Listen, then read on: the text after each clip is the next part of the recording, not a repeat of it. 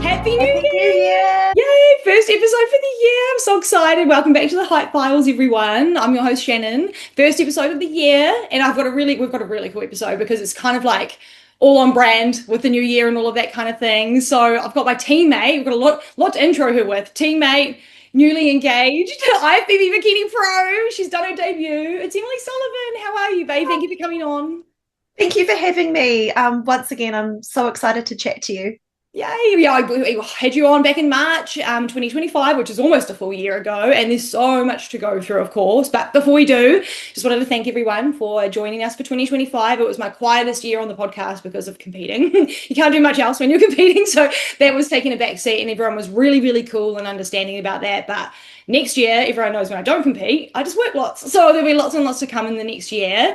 And just on that note, I wanted to show everyone, or just kind of be the example that if you need to rebrand yourself as many times as needed. I've done it with my business 3 times. Real Strong Woman, coached by Shan, Empire, and also the pod has been the Butter Pod, Team Empire podcast, and now with the Hype File. So there's no rules to life. You can just rebrand as many times as you want, and it doesn't matter how many times people see it because it always works out in the end. So I just thought I'd share that with you guys and just take the whole year as it comes. And it's so exciting because there's so many things to talk about. So we're going to get into it with Emily because just the whole journey. We're going to talk about the whole prep, the pro debut, all the things in between. But first, like I said, the episode we did last, babe, was March 2025. So you had your goal in that episode with me about doing the pro show. So it had been released and all of that. So maybe I'll get you to just give me some of how your year has been since that point when we chatted last. And that goal you had was set. So what did the year look like for you? Was it just like dialed in? What was it all like? Tell me all about it. Oh, it was basically just dialed in from, I think I started, well, I was kind of always on prep, if that makes sense. Like I'm always on a meal plan, but I guess I was just really just dialed in for the goal from basically when we first spoke. Kind of ramped up a wee bit in April, 1 cheat meal a week, and then that was basically my year. Really was just like dialed in for the pro show. It was a really, really good year. I'm feeling really reflective lately, and I'm feeling really happy on how this year went, definitely.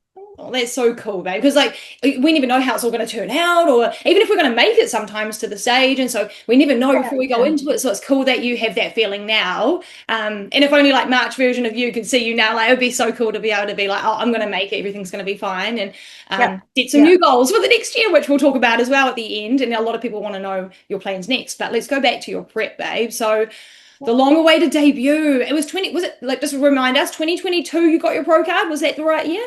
Yeah, it was October 2022. Yeah. So it had been basically just over 3 years in between showings. So exciting. And it's great. That's great. You've got to have time, and a lot of people were like, oh, you turned pro, let's go, because a lot of people do that. So it's great you took that time, and you needed that time. There was other things in life that come up, and it's just the way it goes, but it all worked out. But let's talk about that prep. So it'd been 3 years since you actually prepped before, and this was a pro debut. So there's all that kind of pressure and all that, which we'll get into. But the prep itself, like, how did that go for you? And like, tell us maybe the differences, from prepping before, and there was that big break. Was it easy to get back into prep? Tell us all about that kind of thing.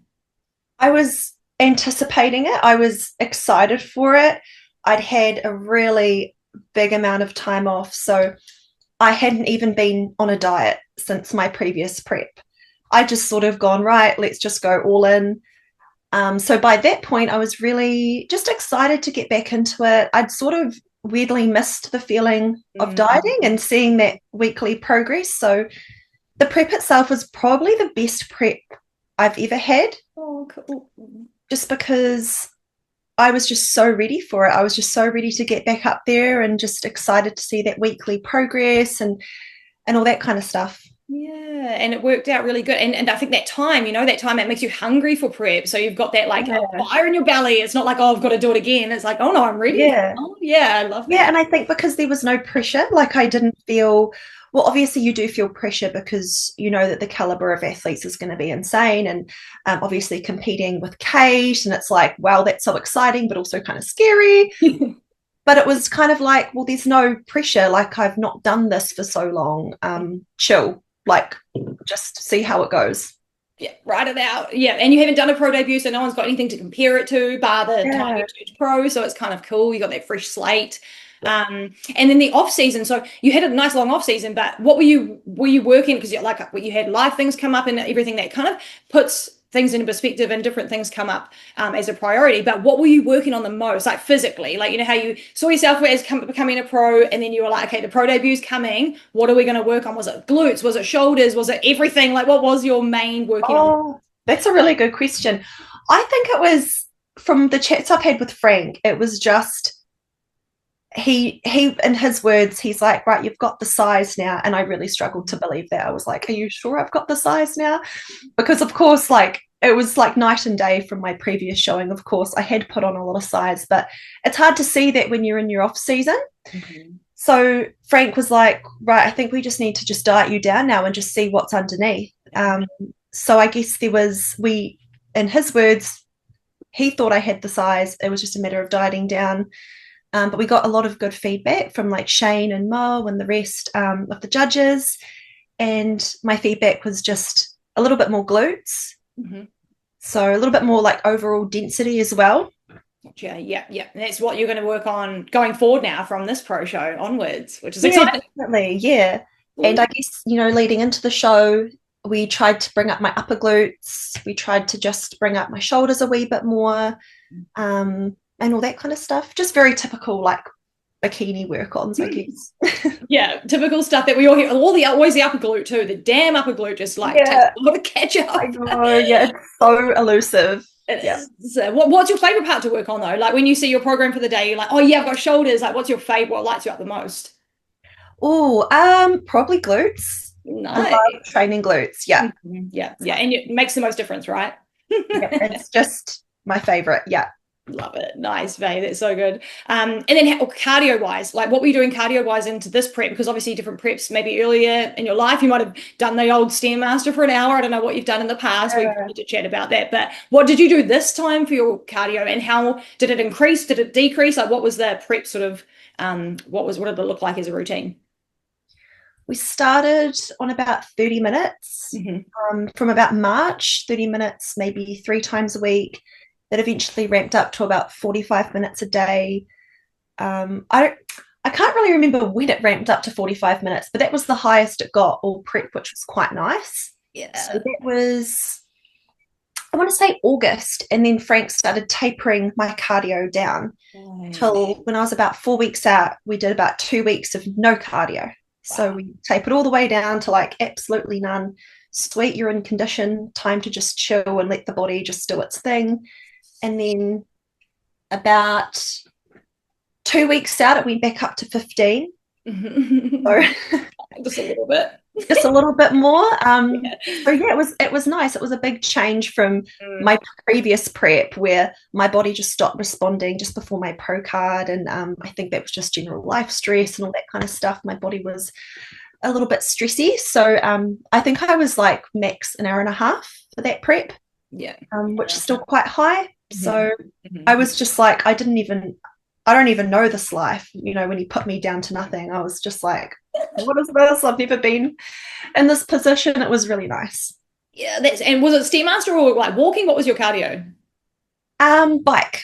Oh, bike. Cool. Yeah. That's nice. It's a good change up. Yeah. Get the legs going. Yeah.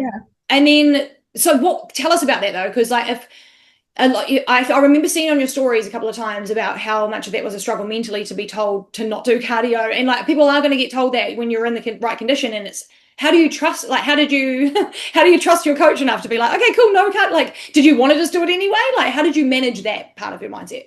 It was really hard. Like you'd think it would be such a good thing, not having to do much cardio, but for me, I think I was just in this, I hadn't done it for so long. I was like, right, I'm so ready to prep. Let's just, smash this out. And, when Frank put it down to nothing, I remember like messaging him like, are you sure? Are you like absolutely sure? And he's like, yep. But getting that confirmation from him was it was all that I needed because he knows what he's doing. Yeah, just double checking. Are you sure this is 0? Like yeah. I was just like, are you like sure? And it wasn't that I was questioning him. It was more just like being in that disbelief because there is that ingrained belief in you when you enter a prep that, right, this is going to be really, really hard, and I'm going to be doing X amount of cardio. And it was so different to anything that I'd ever done. Yeah, it's a cool lesson too for anyone to say, anyone, even amateurs, like your prep's not going to be the same as every prep. It's not always 20 weeks out. It's not always this and that. And like it can look really different. And it's really kind of hard to trust that because we see the same preps that people do all the time. And it's like Kate does 6-week preps. And like that battle, like, like that's crazy to me. But you get to a point where you're kind of ready, So it's kind of cool just to remind people as they do go into preps, we've got season A already pretty much going to be starting soon, that it might look different than others. So just roll with your coach. Don't listen to the noise, like just do your thing. And look, for Emily, it worked out. So great example for that. And if you look after yourself year round, if you follow what you're meant to be doing year round, it doesn't have to be super hard. Like I decided that I wanted to compete back in August 2024. So I gave myself like nearly a year and a half. So I started looking after myself, doing my meal prep, doing my recovery from then. And that made prep so much easier. Is just, not even being, I don't even think I was super, super strict. Like I think I had about 2 meals off a week. Like August 2024 to like maybe February 2025. And then I sort of started to tighten things up with Frank. But I wasn't super strict, but it's just like being intentional, being mindful, and just making sure that you're ticking those boxes that you need to if you want to get on stage. Totally. And year round, babe? Like off season's it's not off. It's just, I mean, I call it off season, but it's just because it's just normal to me. I don't take that as anything else, but a lot of people like to change the terminology, which is totally whatever suits you the best, whatever's going to absorb into you the best. But the off season's not the off season. If you're a bodybuilder, it's a year round sport and you're going to be able to build foundations for your prep. It's not just prep and go. And a lot of people feel it is. And that's why it kind of trends a lot, but it's a lifelong thing. So yeah, grind through the off season, babe? It works. It actually does. And like, I think that's why bodybuilding gets such a bad name, is when they'll come out of a show and then they'll eat everything and they'll, maybe harm their hormones or harm their body that way. And they'll do a lot of self-damage with food. And then they'll go, well, they'll tell all their friends and family, and it's like, oh, bodybuilding's so bad. But it's like, well, no, actually, if you do it right, and if you accept that it's an extreme sport, and that you're going to have to do extreme things to get there, but then also coming off it, you're going to have to, actually do extreme things by following the meal plan continuously.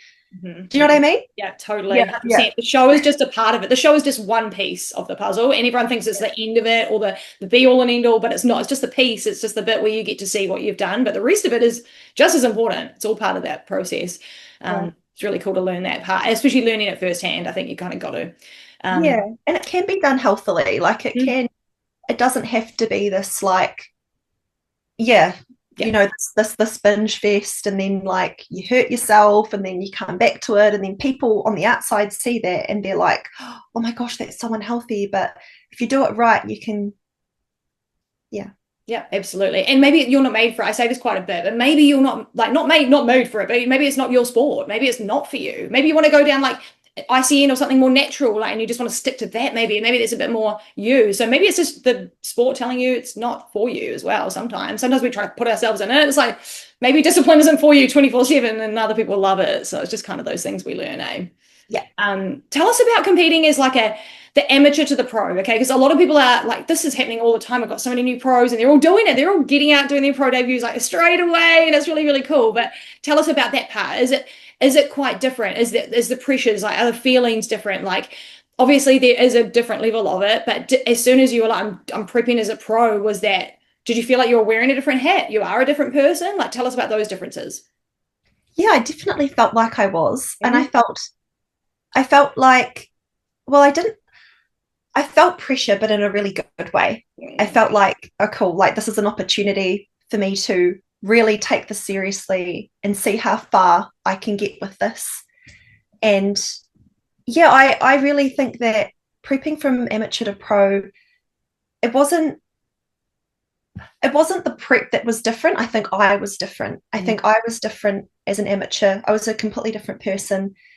And then, giving myself 3 years of time, I'd obviously evolved, and my mindset was different. The way I thought about my food and my body was different, and the way I saw life, I guess, was just totally revamped in a way. So I don't know if it was the prep or if it was me that was different, but I'll say I was probably a different person going into it. Like I think I wrote on my vision board for 2025, like I have been given an opportunity and it's my job to see it through. Yeah, I love that. Like when I turned pro in 2022, I see that pro card now as I was given an opportunity. Like the judges saw potential in me. And then instead of worrying like, oh, will I be good enough? I just kind of tried to switch my mindset to, well, you've been given this incredible opportunity that not many people get. And now it's your job to prep as a pro. Yeah, like a pro too. Yeah. I love that. Yeah. Living the whole thing. So that's really cool, babe. So did you feel any external pressure? Did anyone, like, was it not anyone in particular, but was it like that from the outside as well? Or was it pretty sweet from that end? It was more just like on yourself.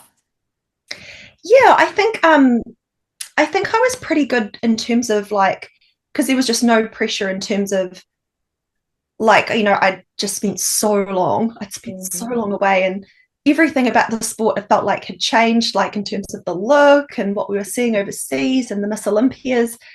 So I guess leading into the prep, I didn't have much pressure on myself. I tried to just lock in on that, right, this is an opportunity. This is, an opportunity to show myself in my home country. That's so exciting.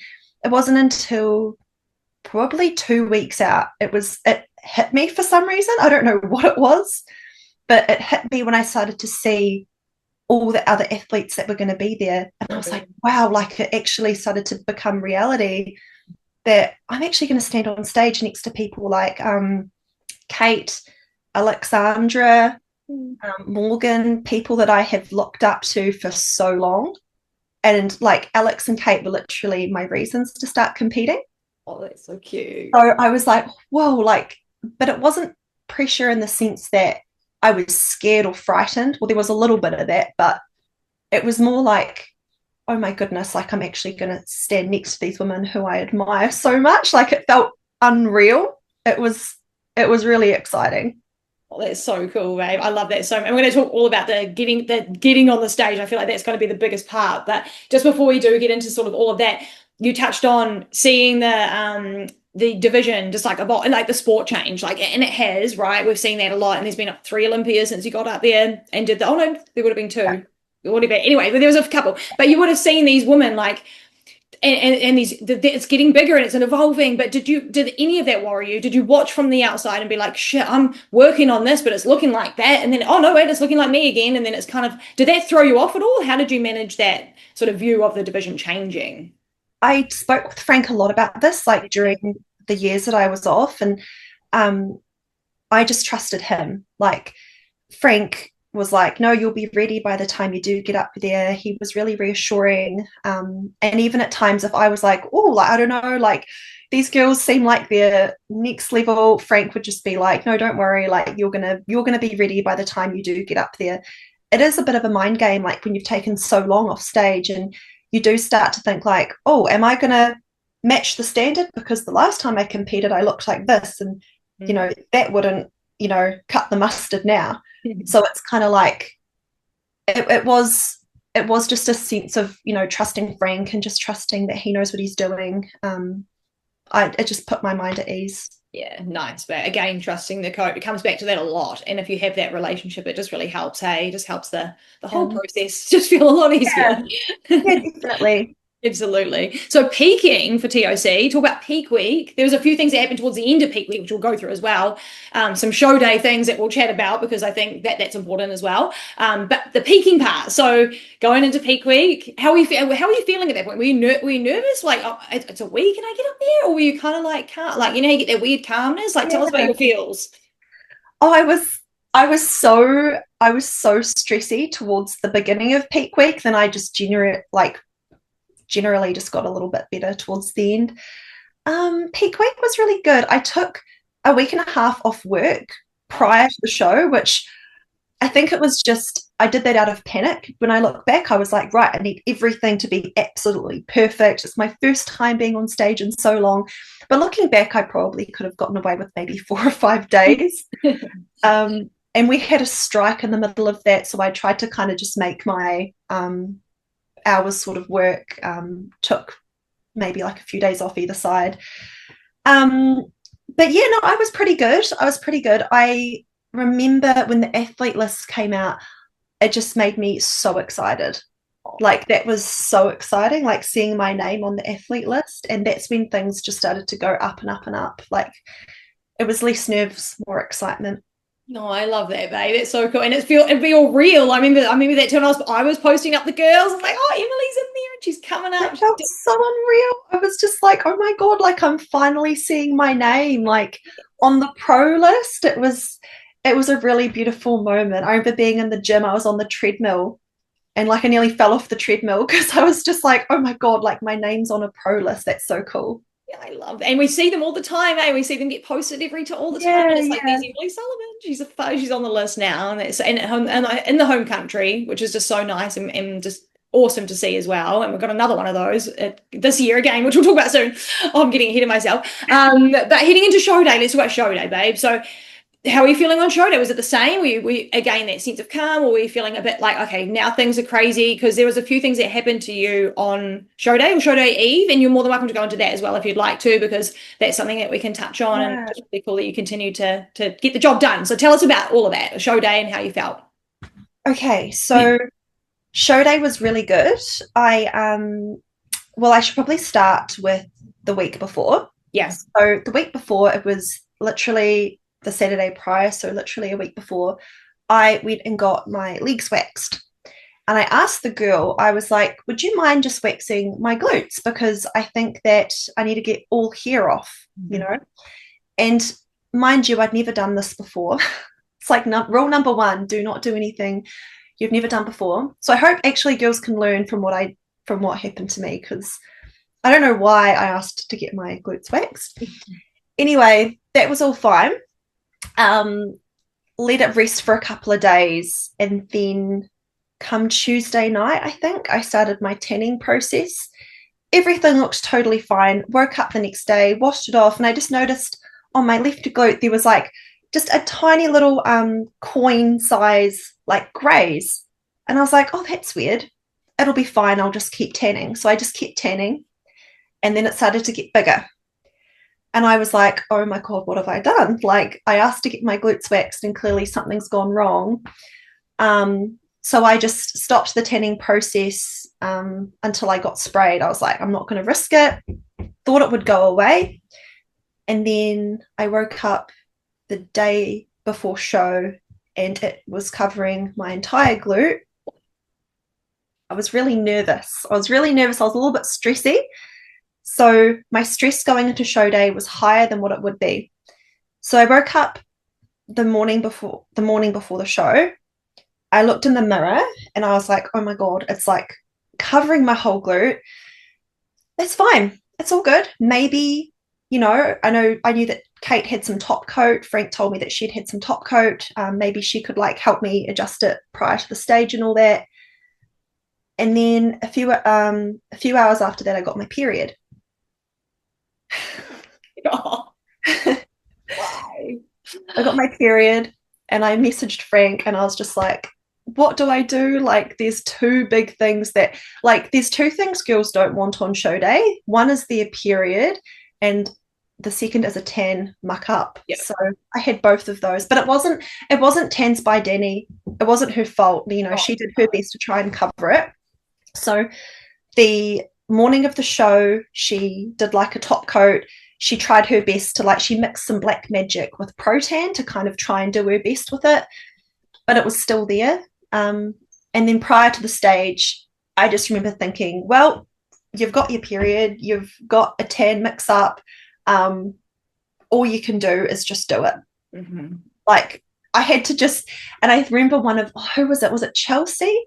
Chelsea was so sweet. She asked me backstage, she just comes up to me. She's like, hun, like, is there anything we can do for that? Like, do you realize you've got this on your glute? And I was like, yeah, like I realize. And she's like, can we do anything for you? And I was just like, oh, she was so sweet about it. But yeah, there was just nothing that could be done. It was, you just can't, it was probably all that dry skin. And then the tan just clung to it. Like tan clings to everything, doesn't it? So There was nothing that could be done. And bless Kate, like we're backstage and there's like Kate and Shannon and they're trying to help me like cover it up and with the pro-tan, and it's like, oh, I don't think we can do anything. But on the live stream you couldn't even tell. So it wasn't bad on there, no, not at all. Plus. Yeah, definitely. But yeah, girls, just learn from my mistake. Don't overshave and don't get your glutes waxed, because I don't know why I decided to do that, but learn from me. Yeah, learn from that mistake, and like you won't do that yourself again. Like I think it's just like skin that doesn't get waxed often. It's like very different skin, right? It's weird, but like it just didn't play ball. So just no weird shit in the week before show, because you always want to do weird things, right? A new hair mask, a new face mask, chemical peel. Like don't do that. It's not like a party. It's your show. You know, it's so big. And like you're marked on your tan presentation. Well, like I mean, it comes into play, right? Especially if it's close, and you just need to make sure that everything's on point, and you don't want that feeling. Did you think about at any point not doing it, like not getting on? Did you actually have that moment in your head where like no, fuck it, this is too many signs, or anything like that? Did that pop into your mind? No, never. Good. Oh, thank God. It never crossed my mind. I remember just like when I was backstage, I was just like, right, you've done everything you can do. It didn't even cross my mind once. I think there was one point where Jazz, my fiance, he was like, how do you feel about stepping on stage? And I was like, I have to, like, this is it. It's not like the US where it's like, oh, I could wait a couple of weeks and compete again. And I'm really glad I did, because I learned a lot, and I'm glad that it happened like in New Zealand, in my home country, rather than paying thousands to go over to America. And if I had that, that glute graze didn't go away for like 3 weeks. Wow. Yeah. So, no, wouldn't have been good in any other situation. So we take it, we live and we learn. Yeah. And just one more question on that before we move into all the fun, girly, cute stuff about the show day.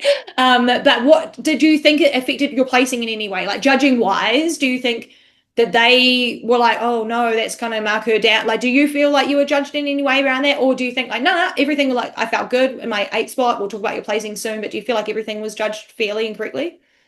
Oh, completely. Okay. I was stoked to get 8th. I was really, really happy. I was really, really happy, like with my placing. I was really happy, and especially having like this eyesore. Well, it wasn't an eyesore, but like having this malfunction and to still get 8th, I was really stoked with that. And I don't know whether it affected my placing. I'm not privy to that, but I do think it was just one of those unfortunate things. And I think I was actually lucky to come where I did, because in person you could really tell. So I'm just happy that my physique spoke for itself, and I was still able to manage a top 10. Yeah, you did so well. That going on. 7 people ahead of you, all freaking, they're all amazing too, and it was just like wild. Yeah. Yep. And then I was going to ask you about having your period. Did you tell us just quickly, did you feel different in your core, and did you do anything differently just to peak that was maybe manipulating that water retention? Was there anything there, or did you just do same? We just did same. Oh, Frank just kept everything the same. I think we just had a little bit less carbs, like for the carb up, I'm pretty sure. But he wanted to make, because I was already in condition, he just wanted to make the environment and the situation as normal as possible for me, so that my body wouldn't freak out, which was really good. My core wasn't too bad. It wasn't too bad. Like it wasn't, it didn't feel any different. But girls, go to the toilet before finals, because I did need a pee for finals. So that did affect the way I felt. But apart from that, like my period didn't affect too much. I think it did make my water retention a little bit higher, but I think because I was so lean, it sort of balanced out a little bit maybe. Yeah, gotcha. I totally hear you on that. Yeah, definitely go to the bathroom before final. Like, don't even be like, oh, take some photos. Like, do your things first, and then you fun things after. Yeah. A lot of people get carried away. I learned so much, and I also nearly forgot my number going back for finals. I don't know why, but I took it off, and then I just realized I got downstairs to pump up and I was like, oh, my number's not here. I need to go back up and get that. So Oh, funny. It's those little things, eh? It's good to have like a yeah, notes on your list, like as if you were dumb, like as if you've got no brain cells, because you might not. You yeah, might get real flustered and be like, okay, what do I need? yeah. Like it was my first time competing in so long. I don't know. Maybe my brain just wasn't fully switched on. It's normal, babe. I think a lot of people do that kind of thing. It's just like making sure you're set and you had plenty of time. You got yourself ready. And just on that note, like a lot of women think that you have to do a lot of drastic stuff if you've got your period. Oh no, change of water manipulation and all of these funny things. But sometimes less is best, and just keep it chill and just listen to what your coach says. But you don't need to revamp and reinvent the wheel just because you've got your period. Just like kind of have to ride it out a little bit. I want to talk about your glam, babe, and your bikini and all of that kind of thing, like all the girly things. All the girls want to know about that too. So, how did you decide on your suit color and stuff? Like, because obviously it's the first show back. Did you have like a short list of 3 different favorites, or like how did you pick your color and like the glam that you went with for the day? I'd never done blue. Yeah. I'd never done blue, and I had never been blonde on stage. So in the last few years, I've changed my hair color. So I thought, well, now that I'm blonde, I want to try blue. And I'd seen Jazzy Fresh's, everyone calls her Jazzy Fresh, but I saw Jazzy's bikini, and that was my inspo. So I had a chat to Rachel from Accentuate, and she was like, yep, we can so do that. She did such a good job. I was so happy with my bikini. And yeah, that was basically it. I just saw Jazzy's and I was like, yep, that's it. That's what I want. I love that, and it looked great. Are you happy with the result that it looked on stage? Yeah, I was real happy. I think this year was the year that I finally got my look right, which was really nice. Like I've been through a couple of different hair colors and like green and purple, but I think I've definitely found my sort of go-to look now, which is quite a relief for me, if I'll be honest. Like it's just nice having the look right. But yeah, I think for me in the past, it was with my natural hair color, it was nearly too close to the tan. Because I have like coppery golden hair, like naturally. And obviously we're golden on stage, and I just think there was not enough contrast for me previously. So it was nice to get my hair color right, and just get a little bit more contrast on stage as well. Like not that you have to, change your entire hair color or anything like that, or change yourself, but I did personally find that it worked for me, like going the color that I've gone. And it was kind of funny because before I went blonde, like I had such an identity thing with being ginger. Like, you get told your whole life, like, oh, people pay X amount of money to have your hair. And it was kind of like, it felt like a little bit naughty going blonde because my grandma was like, oh my goodness, like, what are you going to, what are you doing? Your natural hair color, like that's our heritage, that's our Irish heritage and all that kind of thing. But I think at the end of the day, you've got to do what's right for you and just try things. Like I'm so glad that I tried blonde because it's definitely worked out, like in terms of the whole look for me. Absolutely, you're so right, babe. And you don't like if you all of you ladies think about it right now, how many times have you seen women with like that hair color that you described? Not often, eh? Like not often, unless their skin tone is completely different. You don't want your hair to match your tan always. And you do hear about like a lot of judges and a lot of coaches, like Adam Bonilla, he mentions it all the time from Team Elite. Don't match your hair to your tan because it kind of blends too much, and the things don't pop. So you're so right on that. And it's not a big deal for all the amateurs just getting started, but as you're a pro, these little things start to matter a bit more. So it's just kind of cool. And the blonde looks great, babe. Like, I mean, it wasn't a bad choice. So, I mean, I'd love to see you brunette too. Let's just do all 3. Maybe here. And who did your hair and your makeup and stuff like that? Did you do it yourself or did you have someone do it? So I was going to do my own makeup, but I panicked. I'll do it when I go overseas eventually, probably. But Anna Clausen, she did my makeup. She did a really good job. And Mel from Alchemy and I and Palmy, she just helped me get my extensions in, and she just sort of styled it. I wanted like a wee flick.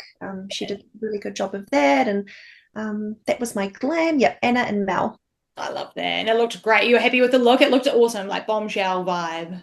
Oh, thank you. Yeah, I was really happy. I was like, I looked back on, and I still look back on videos, and I'm just like, who is that upstage, like on stage? I don't recognize her. It's in a really good way though. Yeah, so good. And you honestly didn't look nervous. You didn't give any like Oh, this is their pro debut. Like, it looked like you were a pro, like all the other girls, like you looked like you were, you'd been up there a bunch. Like, it just didn't look like that was your first time doing a pro posing routine on stage. Like, you made it look so easy. And I just want, tell us about the posing, because you had to learn a whole new routine, a longer one. You had all this time. Did you do your own routine? Just tell us all about your posing, because we all want to know. Oh, well, I worked with Rhiannon from Team Hera from literally August 2024 right up until the week before show. She helped me so much. Rhi was absolutely amazing. She helped me just, with all of the little finer details and the walk to the back. And yeah, a pro routine's a little bit different. You do have to go for a little bit longer. Yeah, she helped me a lot with posing endurance as well. Like, that is so important. Like, practice your posing endurance. Yeah. Yeah, absolutely. And you guys were up there for ages, and they gave you your time. You know how sometimes they rush your routines and like overseas shows? Not at all, because like there was plenty of time for you ladies. So like it was like do your whole routine and milk it kind of thing. And like and a lot of time up there for the comparisons and the finals and stuff. So how did you find that? Were you gassing out a little bit, or were you like, no, this is actually, I'm having so much fun. Like, I got through it okay? Yeah, I got through it okay. I would like, just upon reflection, I would probably practice my endurance a little bit more, because I thought I had, but I needed to practice it a little bit more, I think. So that's going to be my work on coming into 2026, is posing endurance. It was okay. It was towards the last 10 minutes where I started to feel my right glute just getting a bit sore, but it was pretty good apart from that. But I think I will work on my posing endurance coming into the next year, into the next shows, definitely. Yeah, you don't want that to be your letdown, eh? Like the girl next to you is like, no, I've got this, and you're like, oh my God, like you just can't have that be the reason. Like, yeah, definitely. Like, I was happy with the speed of my routine. Like, I always tell my girls, like, force yourself to slow down. Like, say in your head, slow down. And I was happy with that. But yeah. Yeah, I loved it. Do you think you'd feel a bit gutted if you went overseas and you didn't get that much time on stage? Because I feel like we really had a good amount, So in overseas, you see sometimes like Kate's up there and she's gone, and that's like so fast. Do you feel like that would be a bit like you feel a bit sad about that, or just take it? Yeah, I think I would. I think I would feel a bit sad. So that's why I was so grateful to like Shane and the team for giving us that time, because it was awesome just to fully get everything done.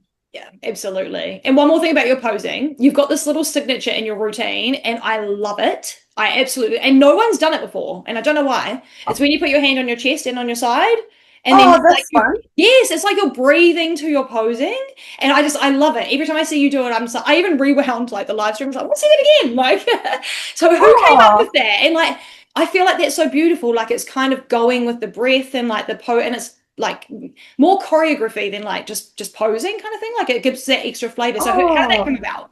It's amazing that you've picked that up, because that's what posing is to me. This is what I was saying to my girls this year, is like, it's like breathing. I was saying this to someone the other day, like, it's like, your routine is living. It's like a living thing. Yeah. And with your breath, like, certain things need to happen, like, just like kind of like a dance, I guess. Yeah. And yeah, that was kind of one of those things that eventuated from, I'd seen someone who's also a taller pro, I can't remember her name, but she does something like with her hand on her hip. And so I sort of tried to emulate that, and then me and Rhi just sort of kept tweaking it until it became that. So it was sort of like a team effort. Oh, I love it. But can you keep it in there? Because it's so special. I feel like it's so cool too. I feel like it'll trend when more people see it. They'll be like, oh my God, I want to do like, I don't know, just hands coming off and coming on. I think it's so beautiful. Oh, I appreciate that. Thank you, Shannon. It was definitely like one of my favorite parts, definitely. Yeah, I love it. So and everyone, like, it's a stop and look moment. So I mean, it does the job. So well done. Yeah. And such a good little effort with you and Rhi. And then I also wanted to ask about, we did kind of talk about your placings as well. But maybe like when you were getting called, because you don't get called out, and they said was it top 6? I think it was top 6 that got placed. So or top 5. Or top 5, I think. Yeah, I can't quite remember the division, but I think top 5 actually. So you didn't know your placing. So how do you find out how you placed, or how did you feel after seeing those placings? Did you think, oh, where am I? Like, tell us about that. How much did the placing hold on you, and how did you find out where you placed? Well, I already sort of intrinsically knew I wasn't going to be in top 5, and that's not to put myself down. I just knew that what I was bringing was probably not going to be top 5 that day. Just with the glute grays as well, like certain things.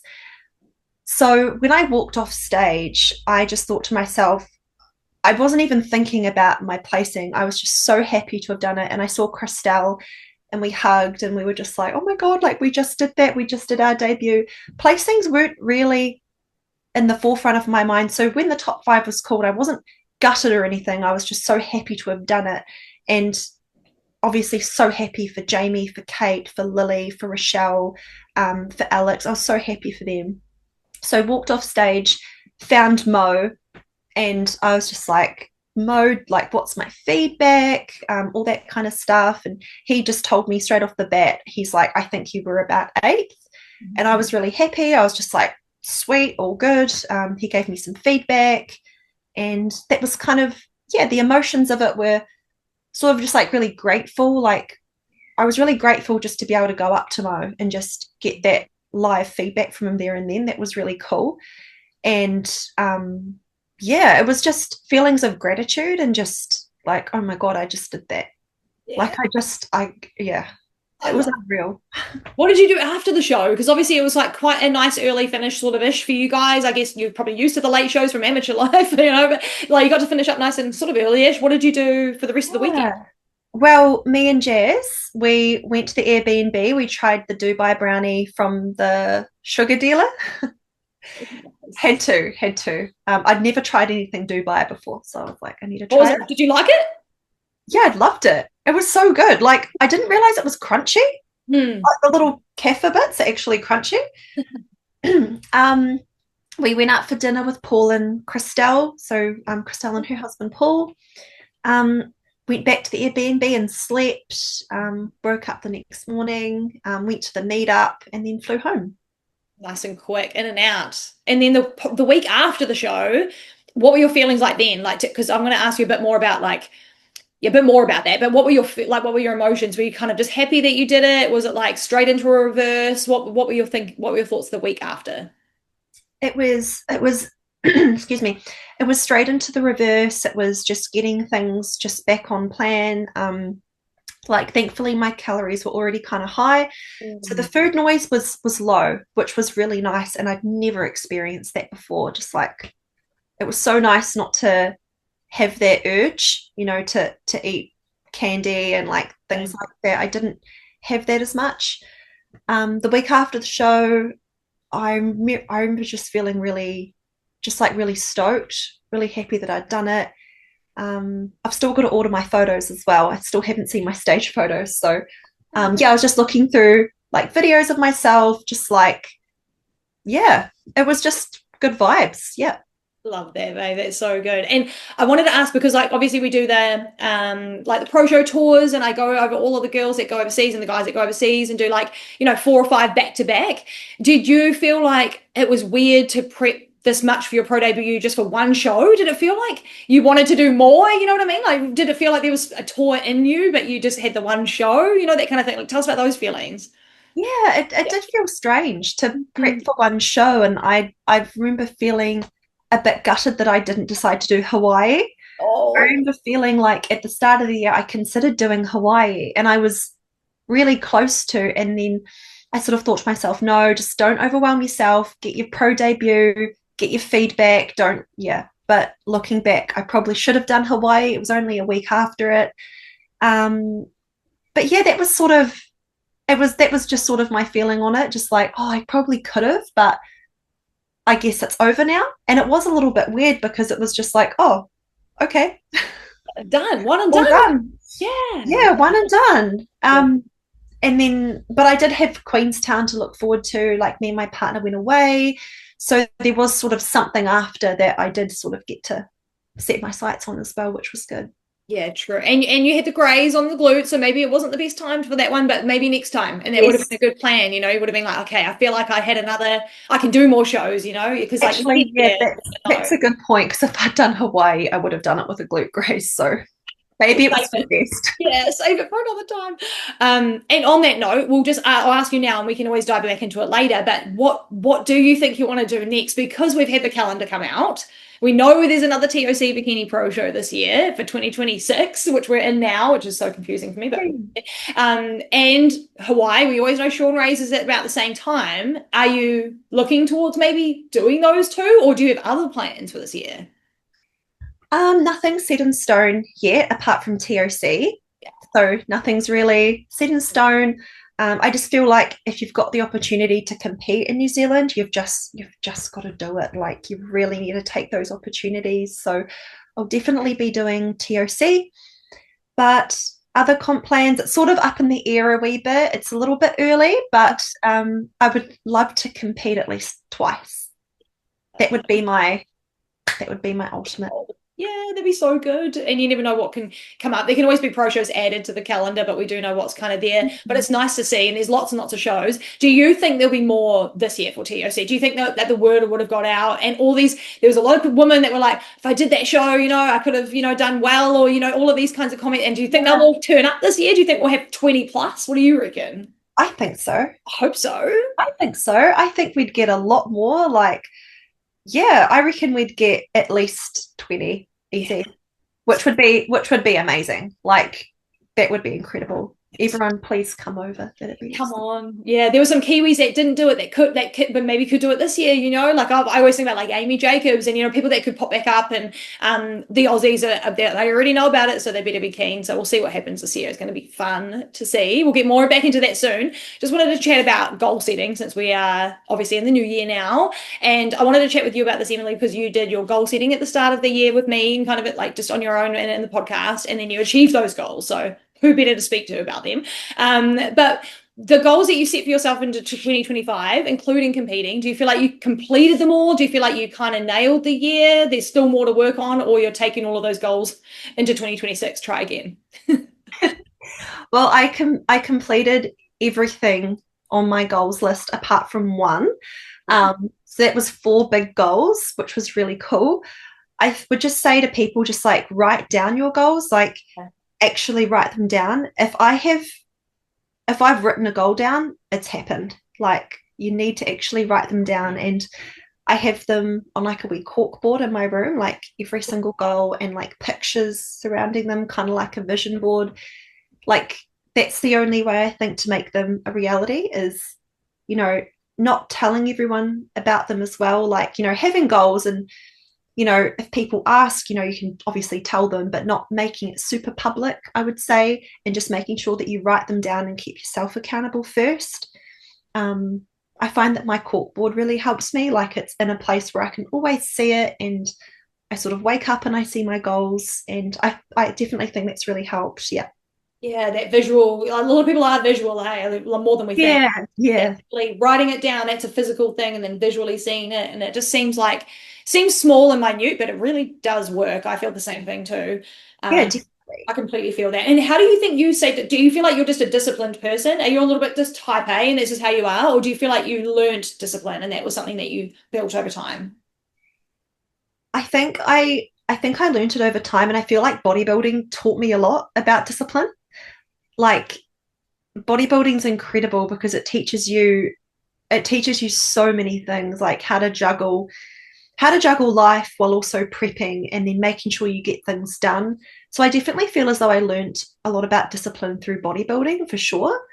I don't think I was always this disciplined. I think I was in certain aspects of my life, like with my studies and like being like a dancer and actor. You kind of have to be disciplined by proxy to learn the lines or learn the show. But in terms of life stuff, I feel like my life just started improving when I started bodybuilding. It just taught me so much about myself. Yeah, I love that. Same with me too. And I think that's just something people might need to know, because you think that bodybuilders are born that way, or they're born disciplined, or they're all just the hard people. But you can build it. Like, you can learn discipline. And I'm not not all near a type A organized person, but I am now. And I feel like I need that in my life to even stay sane. So you can build those things. It's not just like, oh, I'm not that kind of person, so I can't do it. It's sometimes like maybe you can get there if you just try and, want to learn and be open to it. So that's just something that people should think this year. Like, I'm just not a disciplined person, but it's actually a skill and it can be taught and learned and everything like that in between. On that note, what are your goals for 2026? Like, it doesn't have to be bodybuilding, it can be like, I don't know, work related or friend relationship related. What are your goals for this year? I would say, apart from getting on stage again, my goals are probably, do well in my job. It's really hard because it's actually a little bit of a hard one to answer apart from getting on stage, because in 2025, I bought a house, which was my biggest goal of like ever. It was like a huge goal of mine. And also getting on stage for my pro debut was a huge one. And not that getting engaged is a goal, because you can't like set that, but it was definitely something I wanted. So that happened. So much was ticked off in 2025, and going into 2026, for me, it's a little bit smaller. It's like get on stage. It's like spend more time with friends and family, nurture my friendships, do well in work, and turn my attention to those things now that those other life things are sort of ticked off and complete. Yeah. But do you feel like you need to like fill the year up now, or are you kind of content with that? Because like, how a lot of people are like, oh, last year was so big for me that this year has to be better, or has to be, I have to do something different, or, I have to learn a new skill. Can you just be content and like just living your life the way that you planned it? Is that how you feel? Yeah, definitely. And sometimes we can't always see what's in the future. Like we can have this idea of how the year might go and, okay, well, I want this to happen. But then other things might crop up and then new goals might arise from that. Absolutely. Ride the wave, eh? Sometimes we just have to roll with it because it gets harder every time. Yeah, absolutely. I love that. And then what maybe just some tips for, we'll start with first timers for the newbies and stuff like that. And I know you speak to a lot of them as well. But tips for the first timers maybe moving into their first NZIFBB season this year. Like, what would you just say? Maybe your top 3 things that they could just focus on, and then we'll do the same, but for the people doing their pro debut, because you've done both. Okay. So probably number one would be have fun. Number 2, like don't put too much pressure on yourself. Oh, and have fun on stage and off stage. Like try and find the fun in prep, because we're not paid to do this. This is like, especially at the amateur level, like it's more of a hobby, or maybe you're just trying to dip your toes into it. Try and find the fun in prep, because there does come a time, like maybe when you turn pro, that it becomes a little bit more serious and that kind of thing. Yeah, so have fun on stage and off stage, definitely. Number 2, don't put too much pressure on yourself. Like just enjoy your first prep. Like I wish I could go back to my first prep all the time and just find little bits of joy in the day. Like I remember feeling really scared when my cardio would go up. Like I'd feel like, oh no, like my cardio is going up. I'm already so hungry. But I wish that I could have embraced the process a bit more during my first prep and sort of seen the end goal, which is to get on stage a little bit more, and looked forward to that. And number 3 would be, trust your coach, definitely. Like trust your coach. They know what they're doing. You've hired them for a reason. And one thing that can be really detrimental is when athletes are like competing for the first time, and maybe they see like on social media, this coach is saying this or this athlete is saying this, and that's maybe what's worked for them or their clients, and your coach might be doing something different, but they've got a reason for it, I'm sure. Like trust them, trust that they know your path, and yeah, just you need to put your trust in your coach, I think. Absolutely, because we're not educated. Like you, as a first timer, you're not educated, so you have to trust someone. And if you trust different people, you're going to get a different result. So just trust your coach. And if you do have something that you're questioning, you can ask. Like, just don't be patronizing in terms of like, do you know what you're doing? But ask as way. Ask things if it feels a bit unsure on your part. I love those tips, babe. Anything to add to that, or tips for pros as well? Pro debuts. Oh, pro debuts. Like, don't get your glutes waxed. Don't I'll die on that hill. Don't get your glutes waxed. Don't do anything new. Yes. I guess this could be for anyone, not just pros, but like don't do anything new in your peak week, all that kind of thing. That would be my biggest one. And just make sure you enjoy yourself. Yeah. Absolutely. I love that. And maybe it is more important to not do anything crazy the week before your pro debut, because it's your pro debut, so it's your chance to do your first time over again, but in a new league. And it's kind of like, you just want to feel and just look your best and stuff like that. And you come out of that so good, babe. You come out of that with so much grace. I was like, oh, I would have been a mess, and you did so well. Thank you. Doing it. I guess there was no point getting upset. Like No, what's done is done. And yeah. I've got another chance this year to sort of do over, which is quite nice. I'm really happy that they're doing another TOC. Oh, so happy they are, and so long notice for everyone, for all of our pro shows, so no one can complain about that at all. It's all well in advance.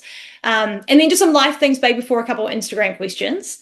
You got engaged this year. Congratulations. So many things. Oh, well, last year. I mean, yeah, it's a new year, but 2025, so many things, babe. So cool. And he's awesome. A lot of people have seen him and met him in the industry now, because he's competed, and he's just so sweet and lovely, and it's like your number one supporter, and we all back that because we love you too. So tell us about your engagement. How was that? Did you know? Like, tell us about the moment. We all want to know. Okay, so we'd had the trip booked to Queenstown for so long, like a few months, like even I think it might have been since May or June. And I guess it sort of goes through your head, like maybe, but it didn't. I just sort of pushed it to the side. I'm like, no, we've only been together for 2.5 years. Like, I'm sure it wouldn't be this quick.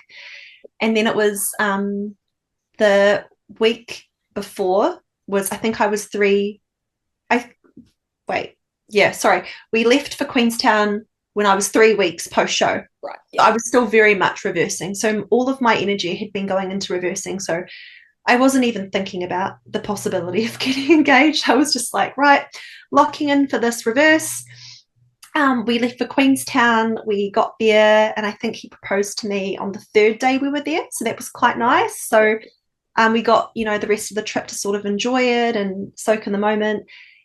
It was the night before he proposed. We were going to go to Milford Sound the next day and drive the 4 hours from Queenstown to Milford, do 8 hours of driving in one day.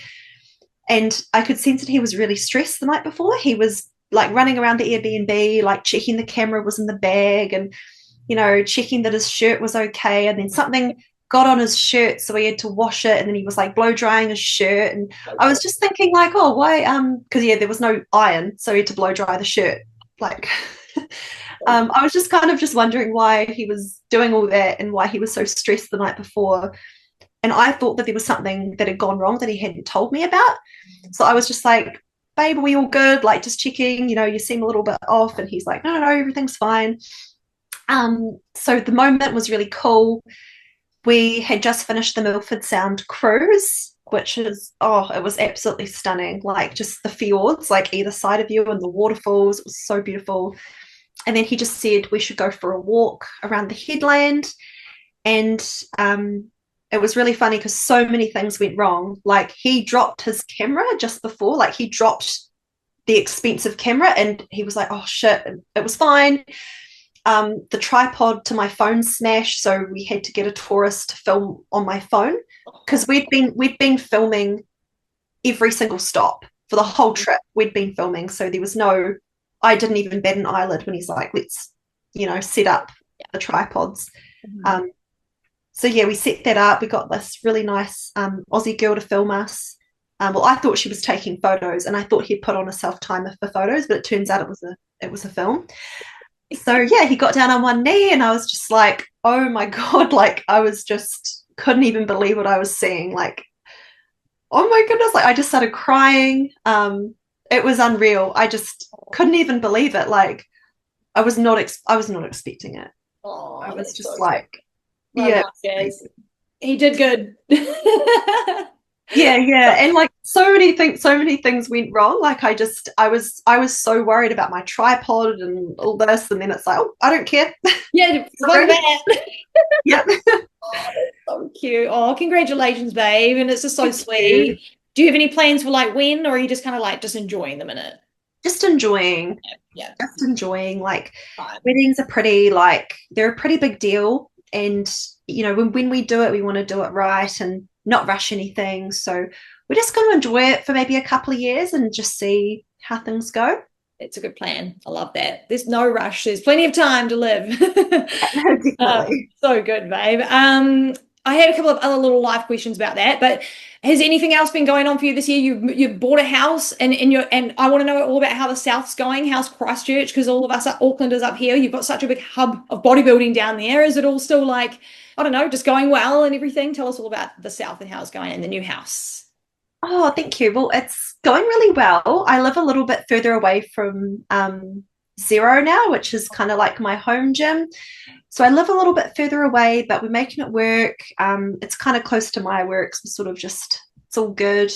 But I am really, really enjoying it down here. I think it's a really nice city to live in. Like, everything's really close and traffic's not too bad, and the people are nice, and the bodybuilding community, it's really good. Yeah. Oh, that's cool, babe. I love that so much. And then one more little thing for just a random life question before we move into some Instagram questions, which are actually quite good Instagram questions too. I was really happy with those. All competing though. All about just competing because everyone just wants to know about the pro. Of course. But I have a little project coming up that I've talked about a couple of times on the podcast. Haven't done any action on it because, again, when you compete, all you do is compete and then you don't do anything else. But next year I'm not, or this year I'm not. But we've got the Defender project coming up, and I've mentioned it a bunch on the podcast, but it kind of like, I feel like when I think about Defender, I think about you. You come up in my mind a lot because we've spoken about this topic quite a few times. We have some similarities and some things that we just have related on, which is it is nice. It's so nice to have other people in that same boat as you. But a lot of people do know what it's about. But it is about women staying safe in any environment, but especially in the fitness industry as well, because it's really overlooked, and there's a lot of stuff that happens that goes under the carpet and no one talks about, and a lot of women don't want to speak about these topics themselves. So the project isn't just about speaking on stories, that's part of it, but it's also about giving ideas and tips and things that women can actually do every day to like look after themselves better. Something I know that you appreciate as well, and that means a lot to you too. So I'm wanting to have you've already said that you will join me on a couple of the episodes and stuff like that, but I just wanted to get your thoughts about that, and just like maybe a message to the girls out there that maybe feel a little bit like they don't have a voice to like speak when they're not feeling comfortable. Do you have any sort of thoughts on that sort of topic, I suppose? Yeah, definitely. I think that when it comes to, you know, your safety in the gym and all your safety just out there, like, just remember that if something feels off in your gut, like trust that something's not right. And if someone's, you know, for example, if someone's at the gym and they're talking to you and they're taking a little bit too long, and if you actually just want to do your workout, you know, you shouldn't feel like you have to stay there and talk to them. Like, you should obviously be friendly and all that. I'm not saying don't be like friendly, but you know, if you know, you shouldn't have any guilt in wanting to get on with things if you need to, or, you know, if you do feel unsafe, like, just, you know, reach out for help to someone, you know, just flag someone down, that kind of thing. We should all feel safe in our communities, and it's really important that we remember that it's okay to, do you know what I mean? Yeah, absolutely. Yeah. Totally. And it can be scary just to say things. There's been so many times I've not told anyone things that have happened, you know, and I'm just like, I can't because I'm embarrassed, or maybe it was my fault, or maybe I asked for that attention, or, you know, like, you feel really weird about it, but don't feel weird about it. Say something to someone that you trust, or someone that works at the gym. Usually the females at the gym probably have heard a bunch of shit before. Like honestly, if you worked in a gym, both Emily and I have, and just the amount of times you have to actually look out for other women is just, it's disgusting. So speak to one of the ladies at the gym, so I can guarantee they probably have had experience in that area. It happens all the time in life. Festivals are all on at the moment. Just look out for your mates, and just look out for your girls. Girls just need to look out for each other a little bit more. I think that might be helpful just for people experiencing that. So anyway, more on that to come in 2026. So grateful to have you a little bit of a part of that, Em, and that's really nice. You're going to give me a bit of time with that. And it's just an important topic. So yeah, I feel like I've got so much to say on it, but yeah, I struggle to find the words because it does mean so much to me. So finding the words can be tricky, like when something just means so much.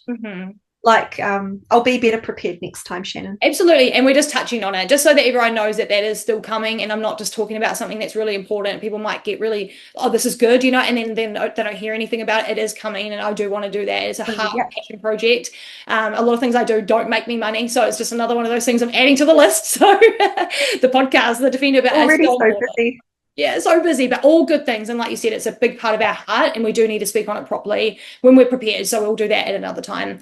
Instagram questions, girl. You ready? Got a couple of these for you. Okay, this is a good one. What was one thing you learned about yourself this year? I probably learned that I'm stronger than I think. That sounds so cliche to say. But I definitely learned that I'm stronger than I think, and I can get through lots while going through lots. Mm-hmm. Mm-hmm. Yeah. I know what you're meaning there, girl. I've been through a lot this year, and obviously we all share the highlights. Like that's just life, that's just human nature.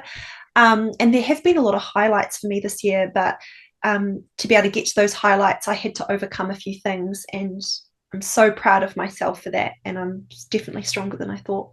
You absolutely are, babe. I'm super proud of you as well with everything you've done, all of the bits and in and out. There are things in that are in the shadows and not in the shadows and stuff. And I think it's really cool as a woman to be, this is why I think bodybuilding is really good for women. Like I know it's great for men and it's a great place to put all your testosterone and just do your thing.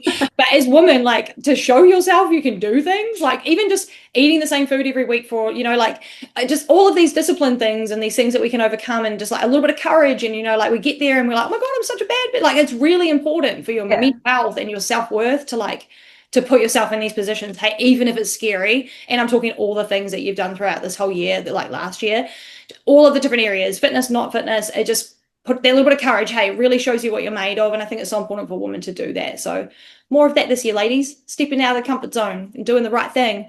On the note of competing with Kate, there was a lot of questions about this, so I just put it into one. But what was it like to compete with and against Kate? There was like a mixture of like, what was it like with Kate? So just maybe that sort of vibe, because obviously you guys have been friends for a long time.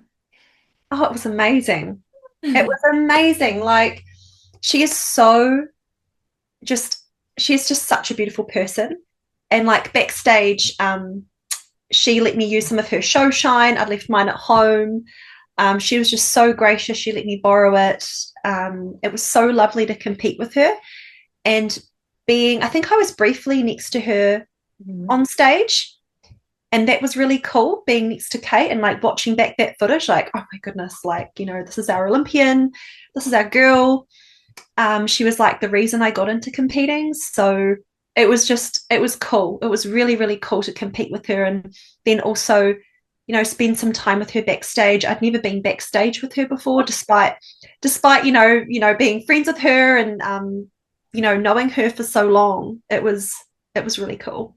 Oh, I love that. Did it feel, because you probably listened to the episode I did with Kate after her things, or we might have just heard bits of it, but she was so pressured. She felt like a lot of pressure, and she was really nervous and stuff like that. Did you see any of that from her, or like, because that's kind of weird that she was so nervous, but everyone was nervous about competing against her. Do you know what I mean? Like it's a little bit of yeah. It's difficult for me to understand why Kate would feel that way, because obviously I and all of us, we see her in such a way because she is this amazing, incredible athlete and woman. But it was, like she never let it show. She was such a professional. She might have felt that way, but I didn't see it. I'm sure no one else around saw it.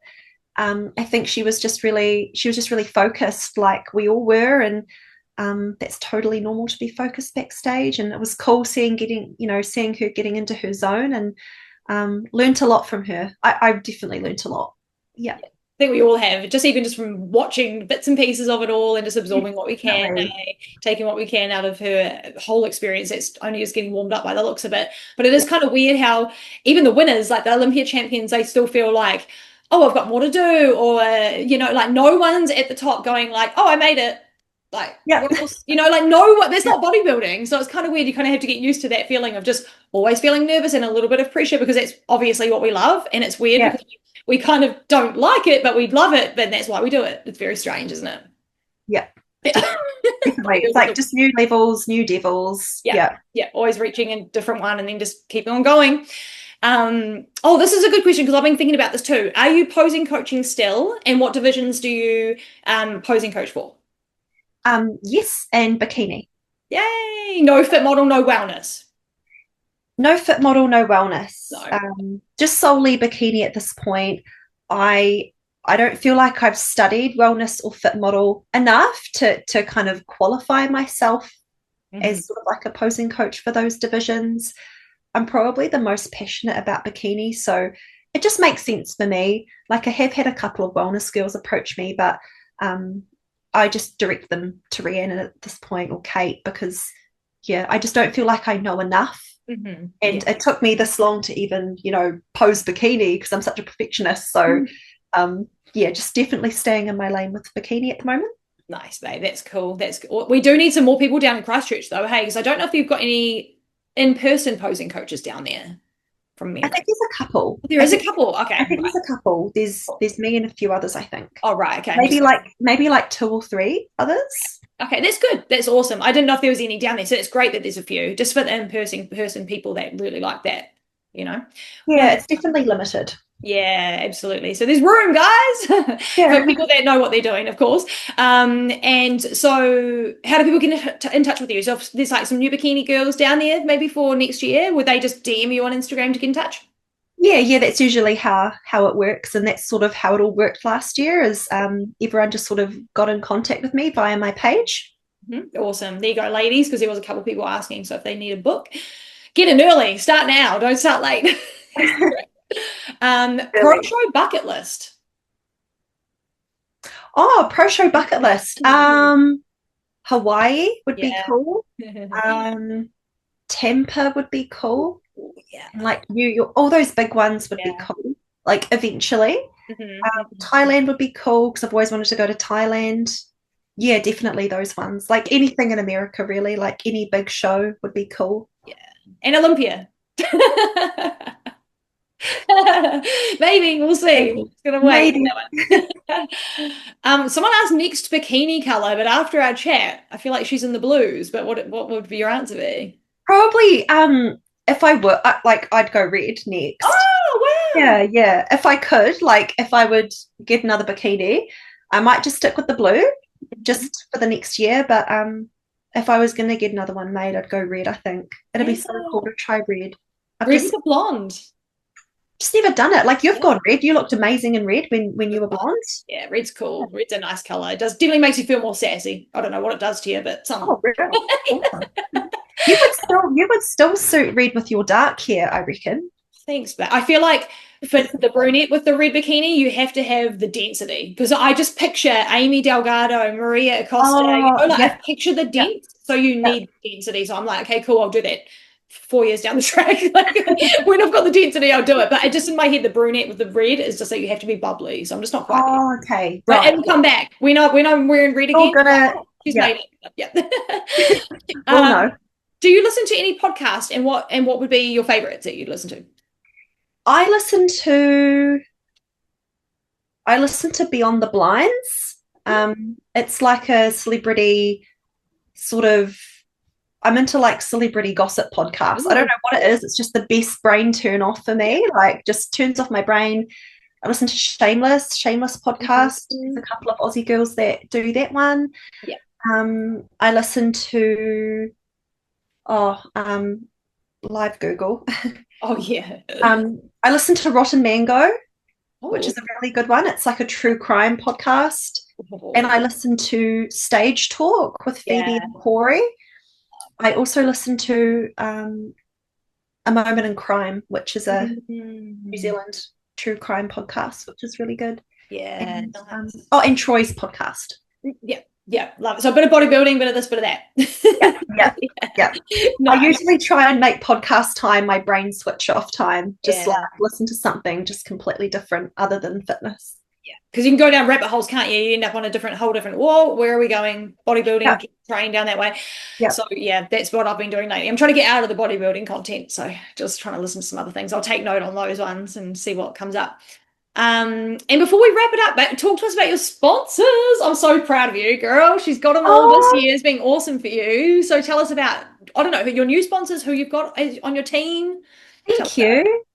Bite Meat. Yeah. Thank you, Bite Meat. They are awesome. Kieran is amazing from Bite Meat. Celsius. Celsius is amazing. I came on board with them this year. And Infinite, of course, Infinite Aesthetics, and Recovery RA, my physical therapy sponsor. Been with her for over 2.5 years now, but 3 years as a client, so that's really cool. And Anytime Fitness Burnside, of course. And they're not a sponsor, but just shout out to Zero down Durham Street in Christchurch, just for being an amazing gym and for supporting me during my prep and just being an amazing community. Oh, I love that, babe. Look at you, got so many sponsors now. Yeah, got a few. Like, really, I'm really stoked. They're amazing people, definitely. Yeah, and you're working hard on the content and stuff. It is important to have sponsors as a pro. Do you find it really helps you, like, just to get, I don't know, just to even have the product you need and everything you need, and do you feel like it helps? Yeah, it's definitely something that helps, like, just with the process, like not having to worry about certain things. Yeah. And just sort of having that already there is really nice. Yeah. And just having people on your team, It's not just Emily, it's like Emily, but she's backed by, all these people that might help you need that help.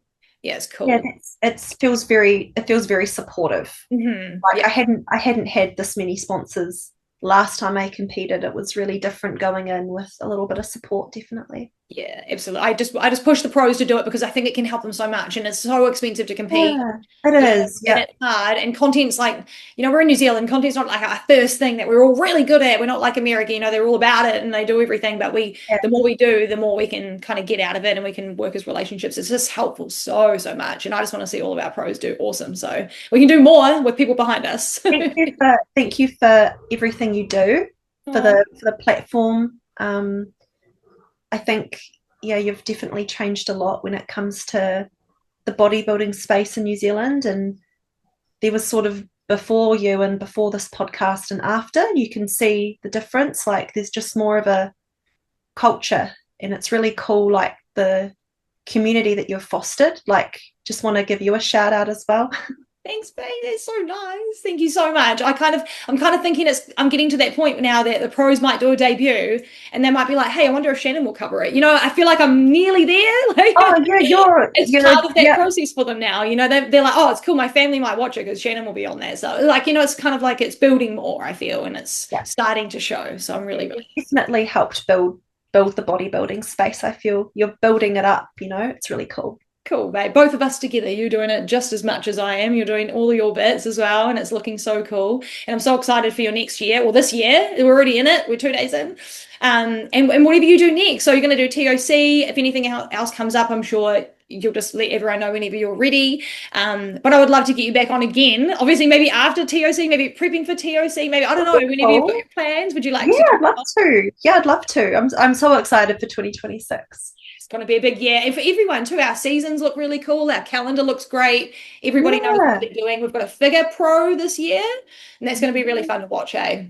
Yep. And it's going to be really cool, like, seeing Barbara. Like, Barbara's got her pro card now. Like, yes, do it. So exciting. It's going to be good. It's going to be a good year, everybody. So thank you all for listening, and thank you for coming on, Em. It's been so great to chat again. Thanks for having me. So welcome, and we'll do another episode obviously next year. There's a lot of time in between, but it feels like it goes so fast, so we'll do another catch up at the end of the year. And thank you all for listening, everyone. Don't forget to like and subscribe and do all the things. Give us a little thumbs up. If you're on Spotify, give us a follow or a rating. And we will see you all again in the next episode. Have a great year, Em. Thank you so much for coming on. See ya.